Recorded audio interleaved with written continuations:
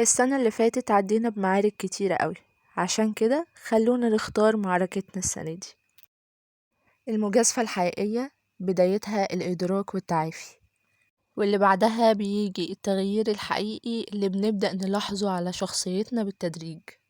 عشان كده لازم نكتب كل حاجة اتعلمناها في السنة اللي فاتت، وكمان نحدد أهدافنا للسنة الجديدة، بسيطة كبيرة صغيرة أيا كانت ايه هي، لأنها مش مجرد أهداف بنكتبها على ورق وخلاص، بل بالعكس دي أداة نفسية قوية بتخلي عقلنا يرتب أفكاره ويظبط حساباته خلال السنة، وبتخلي الإنسان يرجع يفكر في حياته وصحته وشكله وشخصيته والخبرات اللي اتعلمها على مدار السنة والسنين اللي فاتت. ولأن العقل بيبني وصلات عصبية أسرع للصور وبيحاول ينجزها على أكمل وجه، هنعمل مع بعض النهاردة فيجن بورد 2026. كتبنا أهدافنا والدروس اللي اتعلمناها من السنة اللي فاتت. يلا بينا ندخل على الخطوة اللي بعدها. عشان نبدأ محتاجين في البداية برواز زجاجي مقاس 30 في 40. بعدها داخل الفريم هنحتاج لبورد مقوى يكون على مقاس البورد الخشب. بعد كده كل هدف كتبناه من الأهداف اللي ناويين نحققها هنعمل عليها سيرش على بنترست ونطبعها صور ستيكر.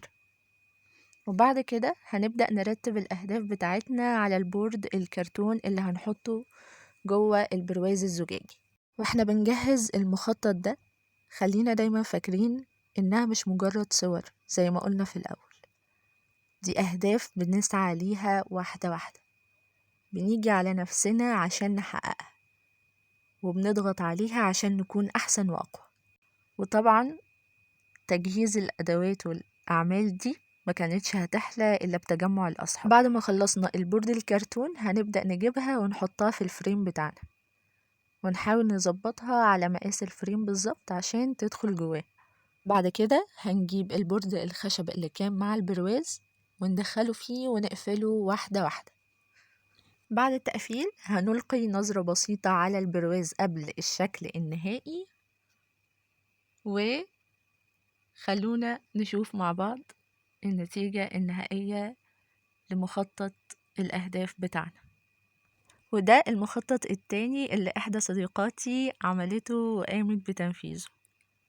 وفي النهاية نفسنا هتحاول تسوف خلال السنة دي كتير، احنا اخترنا المعركة فلازم نكون قدها. وسلاما طيبا عليكم.